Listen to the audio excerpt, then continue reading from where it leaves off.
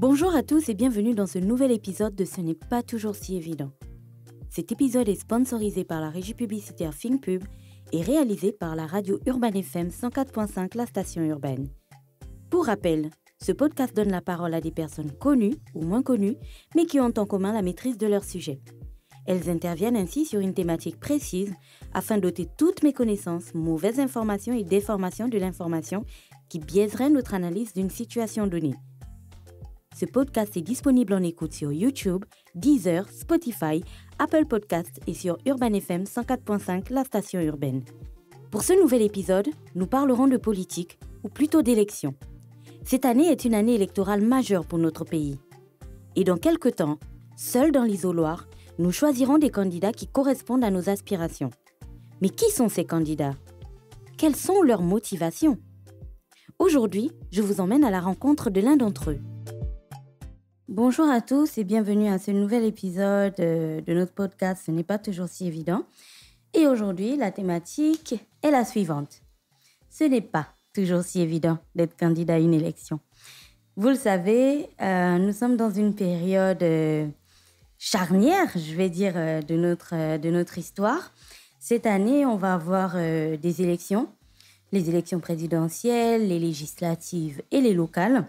Et c'est donc une période où on peut assister à l'émulation et à beaucoup de chamboulements en fait, parce que de tous les côtés, on voit les candidats se présenter, à la fois des candidats déjà connus qui se présentent à leur réélection, donc qui se présentent pour leur réélection, ou alors des candidats totalement inconnus du grand public, enfin totalement inconnus de la sphère politique, qui cette année décident de s'engager.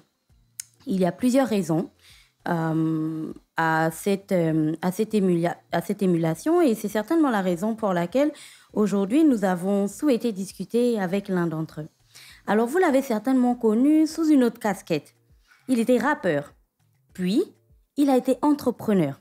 Il a notamment lancé un magazine de l'emploi, s'appelait Yora Job. Et puis, il a aussi développé plein d'autres projets dans l'entrepreneuriat dont il va nous parler. Il est toujours entrepreneur.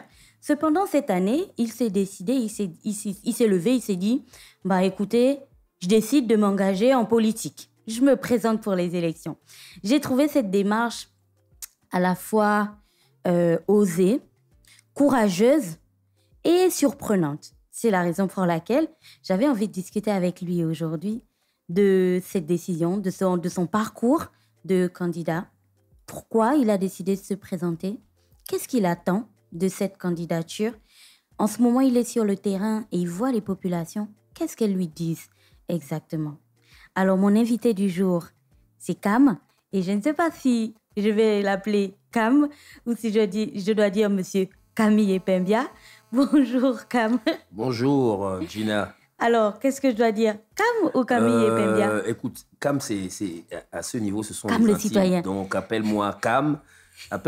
Ça va nous rapprocher pendant tout le long de l'interview. Voilà. Merci beaucoup d'avoir accepté de me recevoir aujourd'hui dans les locaux de ton entreprise. Donc, est-ce qu'on peut commencer par ça ? Où est-ce qu'on est exactement ? Qu'est-ce que vous faites ici ? Ici, c'est un cabinet de consulting en ressources humaines. Ce que nous faisons, c'est que nous accompagnons les entreprises du recrutement à la cessation de contrat. Et donc, nous offrons des solutions de la sous-traitance ressources humaines. Donc, formation, recrutement, mise à disposition du personnel.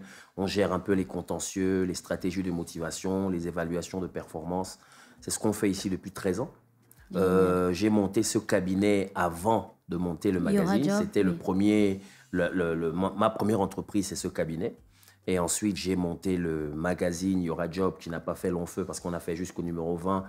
Et tout le monde sait, du moins ceux qui savent, la communication, c'est un marché assez difficile parce qu'il faut travailler avec les annonceurs quand vous avez la chance d'en avoir. Quand vous n'en avez pas, l'entreprise généralement ferme vite ses portes. Ensuite, j'ai monté une application mobile qui s'appelle Mon Dépanneur. Mon Dépanneur, oui. Voilà, on est toujours en train de travailler dessus. On n'est pas encore arrivé au bon modèle économique. On travaille encore dessus. On a fait des partenariats avec d'autres entreprises. On est là en train de travailler sur l'ouverture avec un de mes cousins qui a apporté l'idée sur ma table et j'ai trouvé ça pertinent, une école de management du sport. Voilà. Donc, on est en plein travail là-dessus. Donc, en grosso modo, c'est ce que je fais actuellement. Génial. Alors, il y a quelque temps, donc, comme je le disais, en me baladant comme ça sur les réseaux sociaux, parce que je vous suis, je vais te vous voyez, parce que du coup, là, on va parler du candidat. Bien sûr, bien sûr. En me baladant sur les réseaux sociaux, j'ai vu sur votre page Facebook et sur vos différentes interfaces une communication que vous étiez en train de faire face aux populations et j'ai très vite compris que vous étiez désormais candidat aux élections législatives et locales qui approchent dans quelques temps. L'opinion publique pense que dès qu'on se lance en politique, que l'on soit quelqu'un qui a un travail, embauché quelque part, entrepreneur ou sans emploi, mais dès l'instant où on décide de se lancer en politique, qu'on fait ce pas, c'est la plupart du temps parce qu'on recherche un raccourci pour vite s'enrichir, pour avoir une place dans la société et ce genre de choses. Est-ce que c'est votre cas? En disant tout ça, en fait, ma véritable question, c'est qu'est-ce qui vous a motivé? Écoutez, réellement, pour me faire un nom, je n'ai pas besoin de faire de politique. Je sais que tout le monde, c'est une certitude que la majorité des Gabonais me connaissent, d'accord? Grâce d'abord à mon parcours d'artiste à l'époque et en tant qu'entrepreneur, beaucoup de monde me connaissent. Je suis plutôt motivé par la situation actuelle du pays. Il est temps qu'une nouvelle classe politique dirigeante, donc des jeunes avec des choses à proposer, des choses dans le ventre, entrent en politique. D'ailleurs, il ne s'agit pas seulement de mon engagement, il s'agit de l'engagement de tous les jeunes qui ont conscience qu'en réalité, les problèmes d'un pays regardent d'abord la jeunesse, d'accord? Et c'est ça ma principale motivation. Donc vous vous êtes levé, vous êtes entrepreneur et vous vous êtes dit, moi je vais inverser la tendance et cette année, je vais me présenter aux élections législatives et aux locales pour apporter ma force et ma contribution. Oui. Mais je dois dire, Monsieur Pembia, on ne se lève pas comme ça et puis on va à une élection. Je me doute bien que vous aviez une stratégie, que vous aviez mûri depuis plusieurs années. Oui. Quelle est votre stratégie? Vous n'êtes pas allé tout seul. Comment vous avez pensé tout ceci? Au départ, l'idée, j'étais même allé plus loin. Je devais me présenter au présidentiel. C'est osé, n'est-ce pas? Mais après, je me suis rendu compte que je n'ai pas les compétences politiques. Parce qu'il faut être un politicien pour faire de la politique, avec aisance. Clairement. Et si vous décidez d'aller au présidentiel, il faut être un politicien aguerri, pour ma part, c'est ce que je pense. Et donc, j'ai décidé de me lancer. Oui, c'est le résultat de plusieurs années de réflexion. On a monté un mouvement qui s'appelle « Pourquoi pas nous ?» qui va dans ce sens-là. Je ne suis pas seul, en réalité. On est un bon nombre et j'ai un bon nombre de personnes derrière moi qui ont décidé de m'accompagner. La demande est là. Vous voyez, les gens ont besoin de voir la classe politique se renouveler. Comme ça se fait ailleurs. Comme ça se fait ailleurs. Vous et moi, nous sommes entre 30 et 45 ans, mais nous attendons que ce soit des personnes de 65 ans, 75 ans qui viennent régler nos problèmes. C'est un problème. C'est qui mieux que nous connaissons ce qu'on traverse. Donc, en réalité, il faut que... En fait, c'est un appel aussi que je fais. Il serait intéressant que beaucoup plus de jeunes comprennent que la politique, et c'est notre affaire aussi. Si on ne s'occupe pas de la politique, comme on dit communément, la politique va s'occuper de nous. Et ces dernières années, elle s'est bien occupée de nous. On n'a pas progressé. Alors, vous avez dit tout à l'heure que vous faites partie d'un mouvement, vous n'êtes pas seul. Non, je suis pas seul. Vous faites partie d'un mouvement qui s'appelle « Pourquoi pas nous ?» Oui. Ce nom, le nom de ce mouvement, il m'a tout de suite intriguée. Oui. D'abord, j'ai trouvé ça particulier. Oui. On a eu toutes sortes de mouvements, Yes Weekend, ensemble, osons ensemble. Ouais. On a eu plein de mouvements dans le monde, hein, pas uniquement au Gabon. Osons ensemble, notamment un petit clin d'œil au député Awassi que nous avons déjà eu dans notre podcast. Et puis là, vous arrivez avec pourquoi pas nous. Alors, ce que j'ai remarqué avec les autres candidatures, après vous me direz, hein, c'est ce que j'ai pu voir. La plupart du temps, ce sont des affirmations. Lorsque les candidats viennent à une élection, ils disent « osons ensemble ». Yes, we can. Et puis vous, c'était une interrogation. Pourquoi pas nous? Oui. Alors, est-ce que vous pouvez nous expliquer exactement Écoutez, vous savez, quelle est l'offre que vous mettez dans cette association? Nous sommes des êtres humains. Nous ne sommes pas des devins. Nous ne sommes pas des super-héros. Nous venons avec une proposition humaine. Nous venons avec nos capacités. Nous venons offrir nos capacités, nos compétences à une œuvre en vérité qui se veut continue. Parce que l'œuvre de ceux qui ont créé le Gabon, l'œuvre de ceux qui sont là actuellement et l'œuvre que nous souhaitons apporter, toutes ces œuvres-là doivent s'installer dans une perspective continue. Nous sommes là pour continuer. Nous ne venons pas en disant nous allons changer les choses de manière brutale, même si c'est ce qu'on espère, même si c'est ce qu'on souhaite faire. En fin de journée, on a tort de penser qu'on n'est pas capable de faire mieux. On a tort de penser que nous ne pouvons pas apporter une proposition meilleure que la leur. Voilà pourquoi c'est pourquoi pas nous. Pourquoi pas nous? Mais parce qu'ils ont échoué. Alors, à nous d'essayer. À nous d'essayer de faire mieux. Voilà. Pourquoi pas nous? Peut-être aussi parce que, enfin pas peut-être, vous venez de le dire, pourquoi pas nous? Parce que du coup, ça doit s'allumer dans la tête de tout le monde que chacun de nous a les capacités de réaliser la chose à laquelle il tient, à laquelle il pense. Oui. Alors, on a parlé de ce mouvement pourquoi pas nous? Et M. Epembia, une candidature à une élection comme celle-là, dans laquelle vous vous engagez, coûte bien entendu de l'argent, parce qu'il faut rencontrer les populations, il faut faire des actions. Oui. Il n'y a rien qui coûte 0 francs sur Terre. Alors, comment est-ce que vous vous êtes préparé et depuis combien de temps? Là, c'est pour que le jeune que vous êtes explique aux autres jeunes qui nous écoutent, parce que jusqu'à présent, on a toujours pensé que les élections étaient quelque chose de lunaire, qui appartenait en fait, qui relevait d'une catégorie de personnes qui savaient comment s'en sortir, comment naviguer dans cet univers. Parce qu'on a l'impression... Il y a quelqu'un qui me disait, il faut entretenir le mythe. Et puis là, vous l'avez dit au départ, hein, vous êtes un gars du quartier. Ouais. Et puis vous vous levez et les gars qui vous voient au quartier tous les jours, vous voient désormais comme le candidat. Vous avez préparé ça depuis combien de temps? Où est-ce que vous avez trouvé l'argent? Est-ce que vous avez l'argent pour affronter cette élection? Bon, déjà, l'argent, je ne sais pas ce que vous entendez par argent. Pour moi, la première ressource qu'il faut posséder quand vous vous lancez dans une élection, c'est l'amour du pays, l'amour pour le pays. Et l'amour pour le pays, je l'ai. Vous avez été, vous, IVLP comme moi. Vous avez été Yali, Young African Leader comme moi.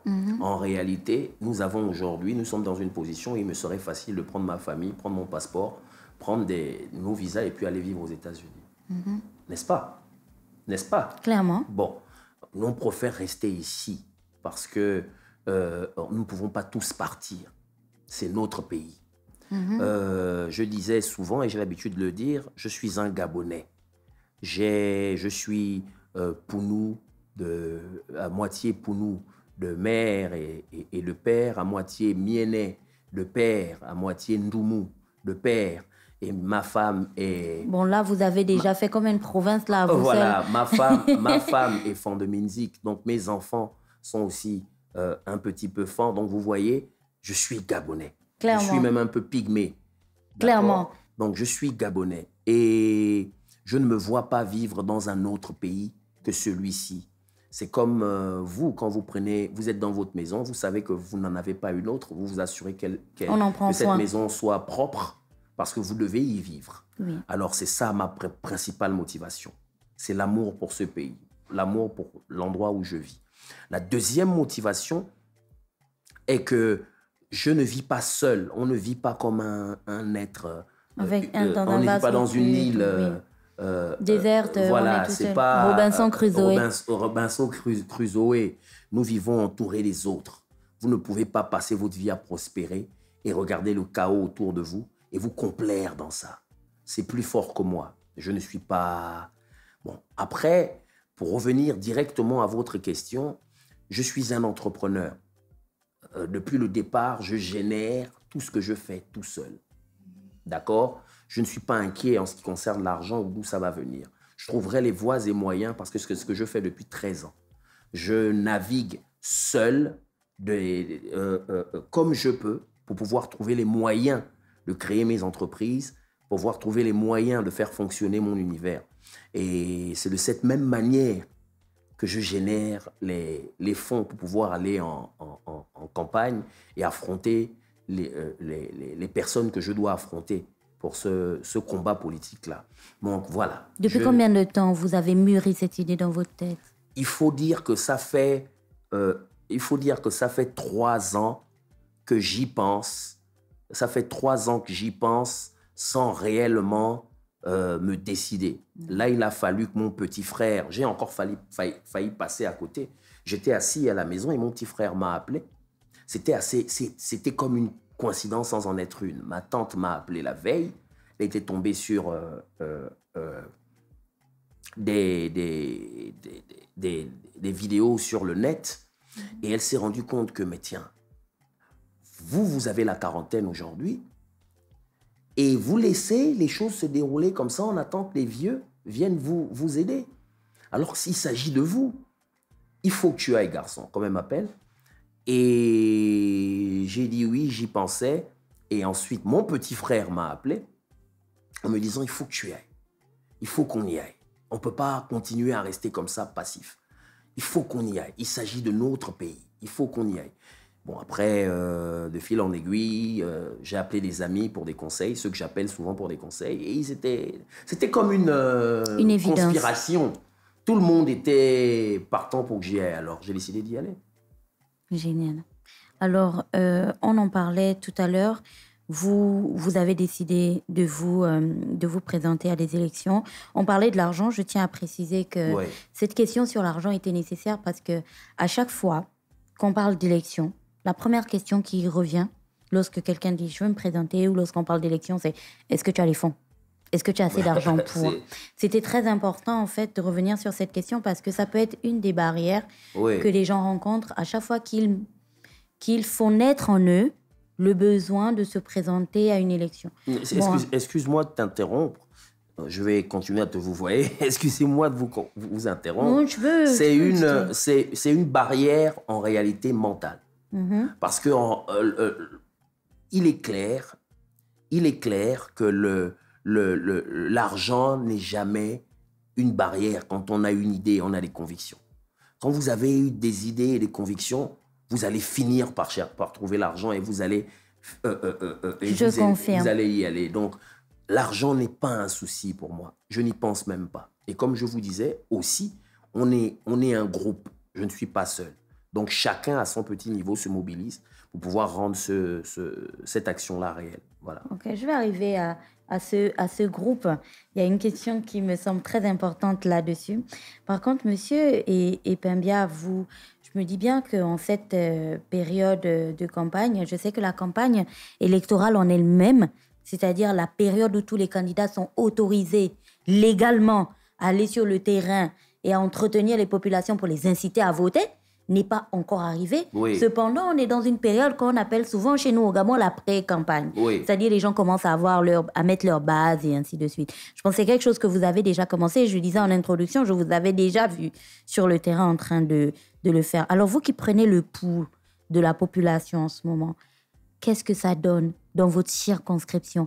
Je rappelle que vous vous présentez aux législatives et aux locales pour le 3e arrondissement qui regroupe Nombakele, Akebe, un peu toute cette zone-là, Kanté et compagnie. Oui. Nous n'avons pas encore fait le tour complètement, mais les quartiers que nous avons déjà visités, c'est le même constat. Tout le monde est un peu découragé. La politique a comme un goût amer dans la conscience collective de ces populations-là. plus personne n'y croit. La politique a été faite de manière tellement vicieuse ces dernières années que les populations sont dépitées. Ils regardent ça comme un cirque, comme une sorte de tour que les magiciens viennent à tour de rôle leur faire. D'accord ? La réalité aujourd'hui, c'est que le combat que nous menons aussi est essayer de faire renaître cette flamme-là dans l'esprit des populations que nous rencontrons.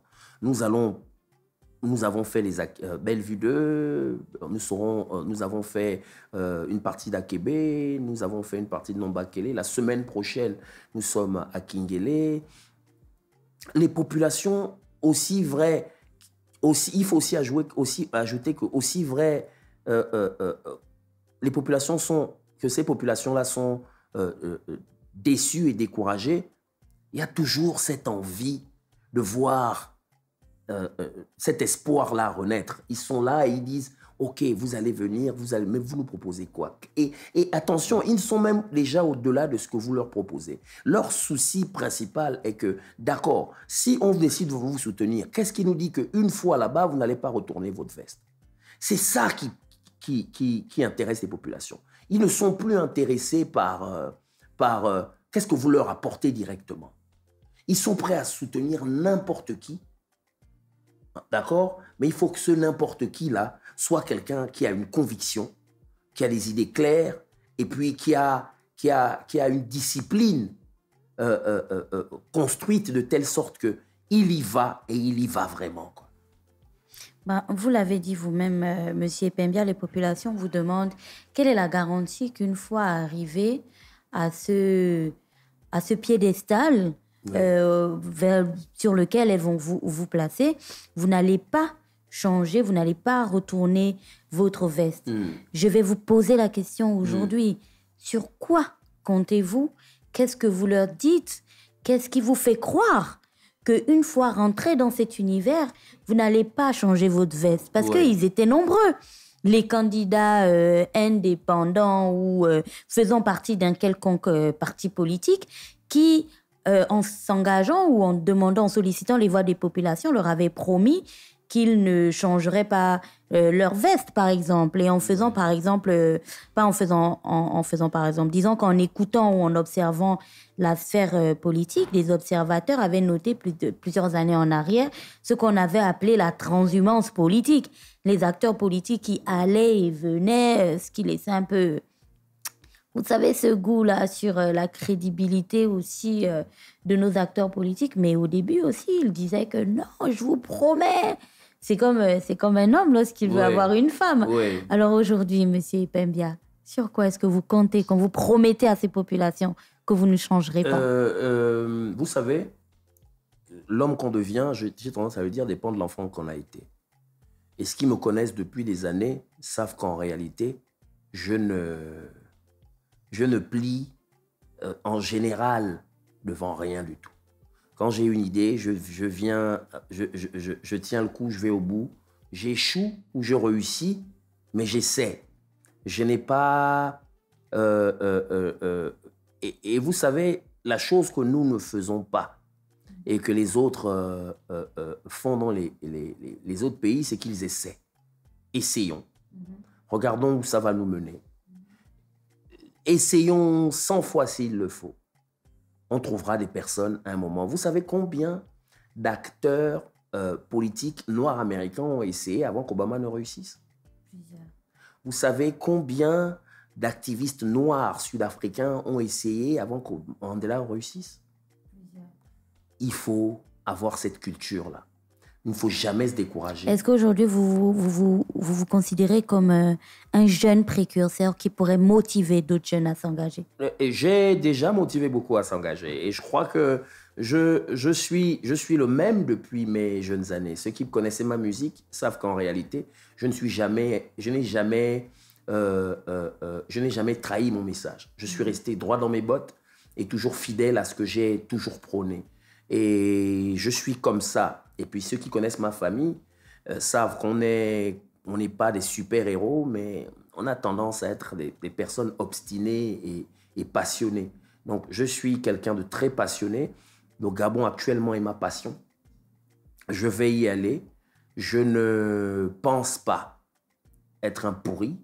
Je ne pense pas que je vais retourner ma veste. Je n'y crois même pas. Je n'imagine même pas une minute retourner ma veste. Ce dont je suis vraiment sûr, c'est que je vais les faire transpirer si j'arrive là-bas. Génial. Voilà. Monsieur Epembia, tout à l'heure, on a parlé donc de ce que vous comptez apporter, mettre sur la table pour les prochaines élections, ce que vous proposerez pour les populations, notamment vous-même. Hein. Là, on n'est pas sur votre offre politique encore, on est juste sur humainement ce que vous pensez apporter. En discutant avec quelques amis, quelques observateurs, en préparant ce programme, il y a quelqu'un qui me disait, tu sais, Gina, les gens sur le terrain, ils sont plus sur les messages politiques. Ils écoutent plus que les candidats disent. Bien sûr. Ils sont là sur, qu'est-ce que tu me proposes? Et puis, voilà, je vote peut-être parce que c'est mon frère, ou je vote peut-être parce que je pense que je pourrais avoir quelque chose en retour et tout. Ouais. Et vous, en vous entendant parler, j'ai l'impression que vous partez vraiment avec une feuille de route, avec quelque chose d'organisé. Vous comptez sur quoi? Est-ce que vous pensez que les populations vous feront confiance? Parce que vous êtes Camille Epembia, qu'ils voient dans leur environnement et ainsi de suite, ou que vous êtes Cam pour les jeunes qui vous ont connu, ils ont connu votre verbe et tout votre dynamisme lorsque vous étiez rappeur. Vous pensez que les populations voteront pour vous parce que lorsque vous venez les rencontrer, vous leur parlez de quelque chose de concret? Vous comptez sur quoi? Il y en a clairement qui voteront pour moi parce que je suis Cam. Ça fonctionne comme ça partout. Il y en a qui voteront pour moi parce que je suis leur ami. Il y en a qui voteront pour moi parce que je suis leur parent. Mais ceux qui ne sont pas mes amis, ceux qui ne sont pas mes parents, ceux qui ne savent pas qui est Cam, ils voteront pour moi parce qu'en réalité, ils se rendent compte que je suis quelqu'un qui... Ils vont chercher à savoir qui je suis et ils trouveront facilement que je suis quelqu'un qui est parti de rien, qui a démarré son entreprise avec rien du tout et qui est arrivé à créer de l'emploi. Jusqu'aujourd'hui, j'ai aidé près de 2000 Gabonais à trouver de l'emploi à travers ma petite entreprise où vous vous trouvez actuellement. Donc, je pense que j'essaie d'aller au bout de ce que j'entreprends. J'entreprends là de devenir député, aller à l'Assemblée, apporter des solutions pour pouvoir faire avancer la qualité de vie des Gabonais. C'est un boulot participatif. Tout ne reposera pas sur moi, ma décision, mes envies et mes aspirations. Il faudra que j'arrive à convaincre les personnes en face de moi et autour de moi de la nécessité de faire ce que je vais proposer. Et c'est simplement ça. Quand je vais rencontrer les populations, je leur explique que le Gabon a besoin de renouveler sa classe politique. Le Gabon a besoin d'avoir des jeunes qui ne vont pas à l'Assemblée pour s'asseoir, bouffer les fonds de souveraineté, bouffer les salaires, bouffer les, je ne sais pas quel autre sous qu'ils donnent là-bas, a besoin des Gabonais qui y vont et discutent des problèmes du pays. Parce que c'est à ça que sert une assemblée. On va discuter des choses du pays et de manière virulente. Il y a certains qui vont tout faire pour faire élire leurs parents, sachant que ce parent-là ne sait même pas aller discuter. La dernière fois, j'ai fait une blague sur le net. J'ai vu un stock d'amis que je connais, dont je ne citerai pas les noms, qui ont posté qu'ils vont être candidats, et j'ai fait une boutade à ce sujet. J'ai dit, les gars, la dernière fois qu'ils ont ouvert un livre, c'est à l'époque de Mamadou Ebineta, et ils sont chauds pour aller discuter des affaires juridiques à l'Assemblée nationale. Quelle aberration. Ils peuvent aussi se former en temps. Ils peuvent se former entre temps, mais vous savez, on ne va pas là-bas à l'Assemblée pour papoter. On ne va pas à l'Assemblée. Quand on a des convictions et on veut réellement aider le pays à changer, on ne s'y essaie pas. D'accord? On y va. C'est comme quand vous ouvrez, et je disais ça à votre collaborateur tout à l'heure quand vous n'étiez pas là, c'est comme ouvrir des hôpitaux et y mettre n'importe quel médecin sans s'assurer qu'ils sont qualifiés pour y être. Le résultat, c'est que beaucoup viendront se faire soigner et beaucoup vont mourir. C'est comme ouvrir une école et mettre n'importe quel enseignant parce qu'ils cherchent du boulot, sans s'assurer qu'ils sont qualifiés pour pouvoir transmettre l'instruction aux enfants qu'ils vont enseigner. C'est une aberration. Aujourd'hui, on doit s'assurer que vont à l'Assemblée des personnes capables de discuter, des personnes capables de convaincre. Et je crois que j'ai ce qu'il faut. Monsieur Epembia, oui. N'avez-vous pas peur? Peur de Je veux quoi? dire, la peur de l'échec. Oh non. La peur de l'humiliation. Oh non. La peur de regarder peut-être sur les tableaux après le vote et de voir que il y a un candidat qui me l'a dit. Hein. Il y a quelqu'un qui s'était essayé un jour et il m'a dit, tu sais, Gina, en regardant bien, j'ai compris que même ma famille n'avait pas voté pour moi. Alors, est-ce que vous n'avez pas peur? Ah non, j'ai écrit un livre dernièrement qui est sorti il n'y a pas très longtemps.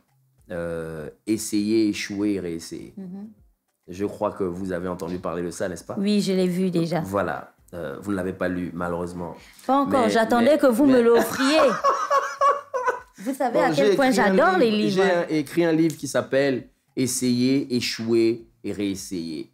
Parce que c'est ça mon processus. J'essaie, j'échoue et je réessaie. J'essaie, j'échoue et je réessaie. Je ne me suis jamais arrêté sur un échec. Jusqu'à aujourd'hui, et ça je le dis dans le livre, j'ai créé environ 21 entreprises. Seulement 2 ont pu me donner des profits. Donc, je ne suis pas quelqu'un qui croit à la honte. Je crois à l'apprentissage. J'y vais, c'est la première fois que je vais rencontrer des populations en tant qu'homme politique.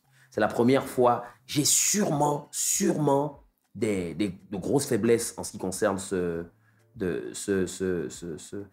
secteur-là ou encore ce pan-là. Mais je suis sûr que c'est en essayant qu'on parfait son expertise. Je ne suis vraiment pas inquiet. J'ai honte de rien du tout. Je suis celui, à chaque fois j'ai été quelque part, j'ai essayé, j'ai échoué. Le Yali, par exemple, où on allait. J'ai échoué 2 fois. J'ai échoué 2 fois. Et vous avez réussi et j'ai réussi la 3e fois à être sélectionné. Je n'ai jamais eu honte de l'échec.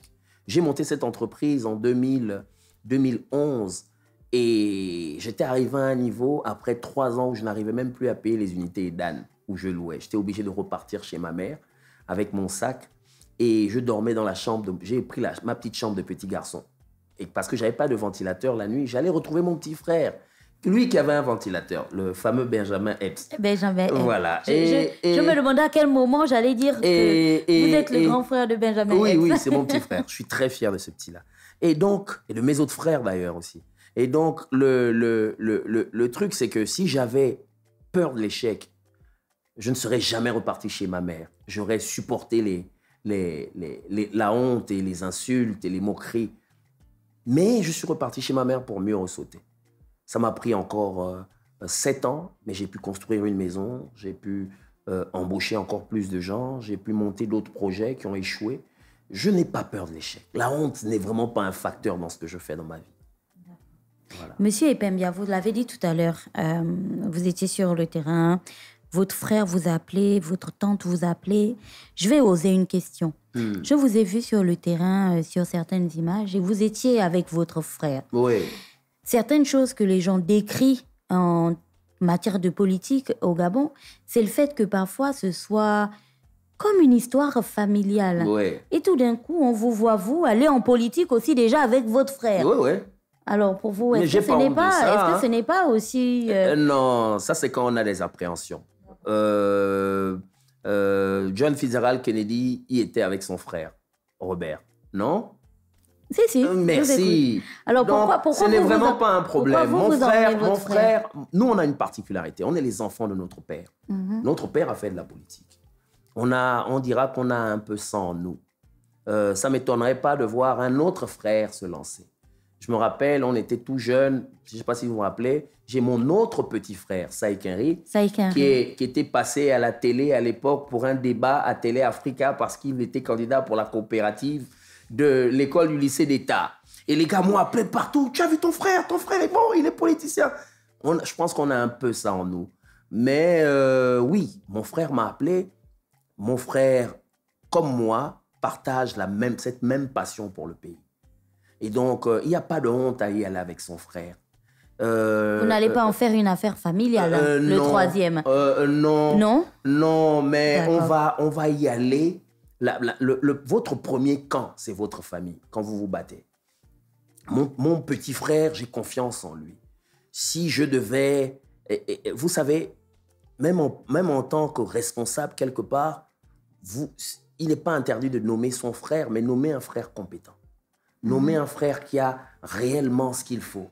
Mon frère partage réellement la même passion que moi pour ce pays. Et il en a les compétences. C'est quelqu'un de très, très passionné. Et donc,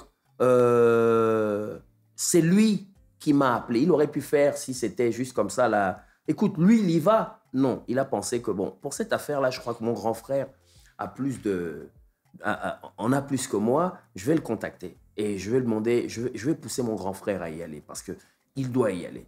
Ce n'est pas une affaire de famille, c'est une affaire de conviction. Et cette conviction, je la partage avec mon frère, bien heureusement. Vu qu'on a parlé de votre frère, ça me permet d'arriver à cette question. Comment est-ce que votre famille appréhende cela? Je veux dire, aujourd'hui, M. Epembia, vous êtes un père. Oui. Vous n'êtes plus vous n'êtes plus ce jeune Gabonais, rappeur et tout, qui avait vraiment des textes très durs et puis qui fonçait comme ça, tête la première. Oui. Vous avez une épouse, vous avez des enfants, vous êtes désormais quelqu'un qui, je veux dire une personne dont chacune des actions a des conséquences, pas uniquement sur sa vie, mais sur ce qui arrive. Quelqu'un me disait il y a quelque temps, lorsqu'on a un animal à queue, on apprend qu'on ne doit plus traverser le feu. Donc, ça, je l'entends très souvent. Aujourd'hui, Monsieur Epembia, comment votre famille appréhende-t-elle cela? Est-ce que vous imaginez à quoi ressemblera votre vie une fois que vous serez élu, dans le cas où vous êtes élu? Très bien. Non, pas dans le cas où je serai élu. Quand vous serez élu. Quand je serai élu. Parce que tout à l'heure, je vous ai posé la question, désolé, pour les auditeurs, je vous ai dit, est-ce que vous n'avez pas peur de l'échec? Est-ce que vous n'avez pas peur d'avoir aucune voix et ainsi de suite? Il fallait qu'on emmène aussi l'autre partie où, bien entendu, vous gagnerez. C'est ça, c'est ça. Vous savez, ma femme est gabonaise. Et on a cette peur en nous, en tant que Gabonais. D'ailleurs, quand je croise des frères ou des amis, la première chose qu'ils me disent quand je dis je suis candidat, ils me disent tu es courageux.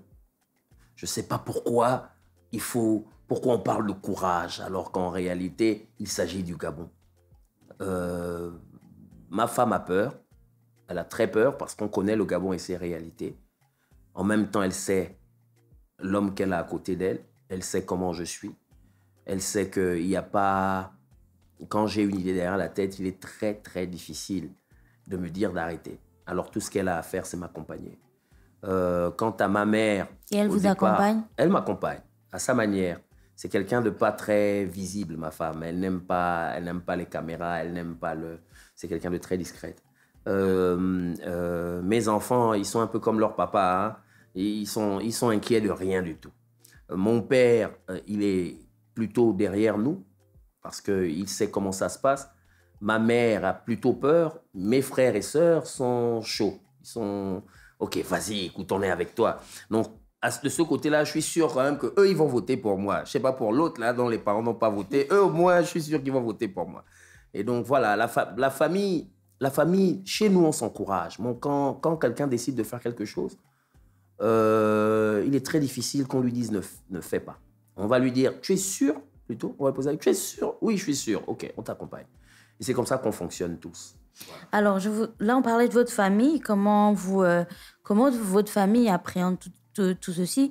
Et maintenant, j'ai envie de vous demander comment vous voyez votre vie une fois que vous êtes élu, votre vie d'entrepreneur, l'organisation avec votre entreprise. Est-ce que vos entreprises, est-ce que vous n'avez pas l'impression qu'à un moment donné, vous allez les abandonner? Comment vous organisez la gestion? Parce que tout à l'heure, on parlait de combien de temps vous avez pris pour préparer cette élection? Vous m'avez dit 3 ans. Alors, assise là, je refuse de croire que vous êtes quelqu'un qui... Je gagne et puis je réfléchis à comment je vais m'organiser. Je suis sûre que vous avez déjà pensé à quelque chose. Oui. Déjà, vous savez, le vrai leadership, ce n'est pas le contrôle. Le vrai leadership, c'est donner du pouvoir aux autres. D'accord? Donner du pouvoir aux gens autour de vous. En anglais, on dit empowerment. D'accord? Quand vous arrivez à Délégué? Non, pas délégué. Délégué, c'est donner la permission à quelqu'un de faire quelque chose. Nous, on ne le fait pas. J'ai une petite équipe de personnes avec moi depuis 2014, des jeunes personnes que vous avez dû voir en rentrant ici. Oui.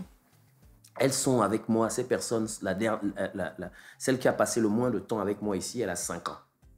Donc, c'est des personnes avec qui j'ai fonctionné, qui ont traversé le feu, le froid, la chaleur avec moi. Ils sont prêts. Je pense qu'ils sont prêts. Au cas où je devais me retirer. À prendre les rênes de votre entreprise. Ils peuvent prendre les rênes et continuer ce qu'on a déjà commencé. Vous êtes confiant sur le fait qu'ils partagent votre vision? Ah oui, beaucoup. Je ne suis inquiet de rien du tout. Et c'est très bien que vous mentionnez cette partie parce que on a souvent l'impression que les Gabonais en entreprise, c'est des personnes... on peut pas vraiment leur faire confiance. C'est des personnes qui vont d'une entreprise à une autre au gré du salaire et des avantages qu'on leur propose. Et c'est vraiment très important de mentionner aujourd'hui qu'il y a des petites boîtes bien sûr. Dans lesquelles les gens sont engagés depuis plusieurs années et travaillent à faire grandir Mon plus proche entreprises. collaborateur, il a 10 ans avec moi. Il y a eu des mois où il n'avait pas de salaire. Il est pourtant diplômé, mais il est là, il continue. Mais il comprenait la vision. Il comprend qu'on a des... Dernièrement, c'est bien que vous posiez cette question, il y a 6 mois, on traversait une période plutôt compliquée. J'ai fait asseoir l'essentiel de mon personnel et je leur ai dit, écoutez les gars, vous allez rentrer d'abord à la maison, on va prendre des congés techniques pour tout le monde, et puis on va essayer de travailler depuis la maison parce que ça ne fonctionne pas. Unanimement, ils m'ont dit non. Pourquoi travailler depuis la maison? Continuons. Rappelez-vous qu'on a démarré avec rien du tout. Pour la petite information, on a démarré avec 319 francs. Et aujourd'hui, 319 000 francs. 319 000 francs. Et aujourd'hui, on a eu des années où on a fait des chiffres d'affaires de 600 millions. Donc, en réalité, quand on vient d'en bas, on n'a pas à être inquiet quand ça ne va pas, puisqu'en réalité, on a démarré quand ça n'allait pas. On connaissait quoi la dure. Voilà, et puis on y va. Et puis, non, mon personnel, du moins ceux à qui je pense là, ils sont prêts. Alors, Monsieur Pembia, je vais vous poser l'avant-dernière question de notre entretien. Et c'est une question que j'ai toujours rêvé de poser aux candidats. Alors, j'aimerais que vous commenciez par cette phrase. En fait, ce n'est pas vraiment une question. C'est une occasion que je vous donne. J'aimerais que vous commenciez par « Si je suis élu, député du 3e arrondissement ». Et ensuite, que vous déployez toute votre offre. Notre offre, elle est encore en travail. On travaille fermement encore dessus. Elle n'est pas complète. Mais si je suis élu, je m'assurerai, par exemple, que le Gabonais soit considéré avant de considérer autre chose. Je me battrai pour le harcèlement sexuel dans les établissements qui est devenu en fait la norme et dans l'administration prenne fin. On rappelle que le député Awassi a déjà fait passer le projet de loi sur le harcèlement sexuel à l'école et que l'honorable Angélique Ngoma a fait passer le projet de loi sur le harcèlement sexuel en milieu professionnel aussi à l'Assemblée nationale. Mais ça, c'est magnifique. Alors, il faudra enforcer ces lois-là. Il faudra se battre pour qu'elles soient enforcées. Parce que la femme, aujourd'hui, est en danger dans les administrations. Je confirme. Merci. Il faudra se battre pour que pour un poste, il faudra renforcer cette loi-là qui existe déjà en réalité, qui dit que pour qu'un poste soit, un étranger puisse accéder à un poste, il faut s'assurer d'abord qu'il y a des Gabonais qui ne puissent pas remplir ce poste-là. Et donc, présentement comme ça, c'est des choses qui me viennent en tête. Après, notre offre politique, elle est plurielle, elle est plus large. On est en train de discuter avec mon groupe sur comment attaquer. Là, on était en train de parler du pan, désolé de vous couper, du pan législatif de votre candidature. Oui. Avec votre groupe, vous vous engagez à la fois pour les législatives et pour les locales. Qu'est-ce que vous observez Bon, Dans écoutez, votre arrondissement que vous voulez absolument changer. Les quartiers sont laissés pour compte. Ce n'est pas un secret, on vit tous dans les quartiers. J'ai tendance, un Sud-Africain me faisait une blague, un ami Sud-Africain qui était venu, il avait dit « This is a super-sized township ». Donc, les townships, c'est les ghettos en Afrique du Sud. Il dit le Gabon, c'est un ghetto énorme, de grande taille. Généralisé. Et c'est la vérité. Nos quartiers sont laissés pour compte. Il n'y a pas de système de voirie organisé. Les rues sont sales et dégueulasses, à part quelques petites campagnes de nettoyage. Même si je ne sais pas comment ça fonctionne proprement, on est en train de travailler dessus, on a les juristes avec nous. On pourrait donner du pouvoir aux jeunes dans les quartiers, d'accord? Donner du pouvoir aux jeunes, c'est qu'on pourrait organiser des aires de jeu, on pourrait organiser des crèches communautaires, on pourrait organiser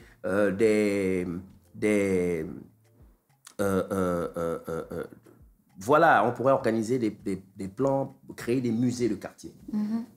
Ce quartier a été créé quand? Les anciennes photos. Il y a un gars qui fait ça, Gabon Vintage, sur Facebook, et c'est magnifique à regarder. Et même des galeries d'art, j'en parle parce que voilà. Dans un des épisodes du podcast, on discutait avec Koray King, qui est un artiste... Ouais, je connais Koray King. Voilà, et il était confronté au fait, lorsqu'il a démarré sa carrière, que l'art n'était pas vraiment encouragé, respecté ou boosté. Voilà, les mamans, nos mamans sont laissées pour compte. Un manque d'information, un manque de formation.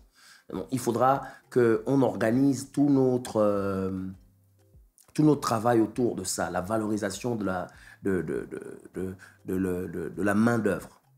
Comment former cette main-d'œuvre-là? Comment l'informer surtout? Les gens, par exemple, se lancent dans les campagnes, ils ne savent pas quel est le travail d'un député. Clairement. Voilà, ils ne savent pas c'est quoi le travail d'un député. On attend quand on a une ordonnance, on dit on va emmener cette ordonnance chez le député pour la payer. Même si, en réalité, le député peut le faire, c'est pas ça son travail. Il faut expliquer aux populations ce qu'il doit réellement faire et ce qu'il ne peut pas faire. Il faut qu'on informe les populations à ce sujet-là. On doit motiver les jeunes, créer des... Je vous parlais tout à l'heure en off des salles pas des salles, mais des salles de sport urbaines. Voilà. Ça coûterait rien à une municipalité de mettre ça en place. Voilà, ça coûterait rien. On ne devrait pas le mettre en place pour susciter des votes, mais plutôt pour encourager la pratique la jeunesse du sport. À s'occuper, parce qu'il s'agit de ça. Aujourd'hui, qu'est-ce qu'on remarque dans les quartiers? Vous savez, beaucoup de pauvreté. La pauvreté engendre beaucoup de chômage. Le chômage engendre quoi? La pauvreté. La pauvreté engendre quoi? L'insécurité. Oui. C'est un cycle. Donc, il faudra trouver les voies et moyens d'arrêter ça. Les toilettes publiques, il n'y en a pas. Si vous avez mal au ventre en plein Rio et que personne ne peut vous donner l'accès, vous allez derrière une voiture en panne. Ça va être compliqué. Alors qu'en réalité, on peut avoir la possibilité de mettre en place des toilettes publiques dans nos environnements. En tant que maire, non? Si, c'est totalement possible. Voilà. Donc, c'est tout ça sur lequel, c'est ça notre projet. Notre projet, il est, là je vous dis ça de manière succincte, mais c'est quelque chose, notre offre, elle est plutôt large. On est encore en train de l'améliorer. Et je pense que je serai, si vous me donnez l'occasion, lors d'un prochain podcast, j'aurai la possibilité de pouvoir l'expliquer plus en détail. J'espère vous retrouver pour un prochain podcast avec cette fois-ci un sujet sur comment est-ce qu'on vit sa carrière politique une fois qu'on est élu. C'est tout le mal très bien, j'aimerais ça. C'est tout le mal que je vous souhaite. Ouais. Et par pure curiosité que vous savez qui m'anime constamment, j'espère que lorsque la campagne sera ouverte, je viendrai participer à un de vos meetings. J'espère. Entendre ce que vous proposez aux populations du 3e qui voteront pour vous, même si du coup moi je ne peux pas être là vu que je ne vis pas dans le 3e arrondissement et je suis contre le fait que les gens quittent leur arrondissement pour venir élire des élus qui ne vont pas travailler pour eux et pour les imposer en fait à d'autres personnes. Et c'est ça qui est très, très commun. ici au Gabon actuellement. Voilà pourquoi les populations sont dégoûtées.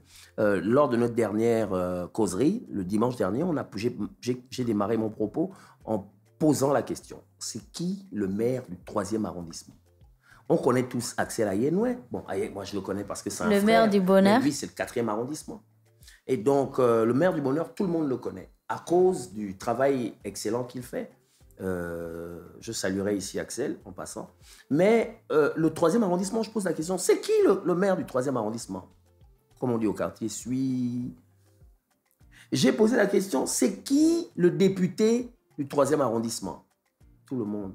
C'est qui? Il y a une dame qui m'a dit, c'est Séverin. Et devant, quand j'ai bougé plus tard, j'ai appris que ce n'est même pas un homme, c'est une dame. Donc, vous voyez, personne ne connaît, on ne connaît pas nos élus. Et c'est grave. Comment est-ce que vous ne pouvez pas mettre un nom et un visage sur la personne qui est censée représenter vos intérêts, d'accord, sur la plateforme qu'est la mairie ou l'Assemblée nationale? Alors, Monsieur Pembia, je vous remercie. C'est moi qui vous remercie. Du temps que vous nous avez accordé. Je rappelle à tout le monde que le ministère de l'Intérieur a mis en place de nombreuses innovations cette année, notamment le fait qu'en étant à l'endroit où vous êtes aujourd'hui, même à Libreville, vous pouvez voter pour une autre localité sans avoir besoin de vous déplacer, si bien entendu, excellent, vous y avez des intérêts. J'espère pour vous, chers auditeurs, que vous avez déjà procédé soit à votre enrôlement ou du moins à la vérification du fait que vous soyez bien inscrit sur les listes électorales et que vous prendrez part aux élections qui arrivent. Votre voix compte, votre voix est importante, votre voix est nécessaire et indispensable et il ne serait pas bien du tout que vous ne sortiez pas de chez vous le jour du vote pour aller la donner au candidat que vous jugerez apte à défendre vos intérêts. Aujourd'hui, pour cet épisode du podcast, nous étions avec Monsieur Camille Epembia qui nous parlait du coup de son voyage vers cet engagement politique. Ouais. On lui souhaite de remporter ces élections législatives et locales. C'est tout le mal qu'on lui souhaite. Et ensemble, on se retrouve pour un prochain épisode de notre podcast. Et on remercie Ivanov, bien entendu, pour la partie technique, comme d'habitude. Au revoir. Au revoir.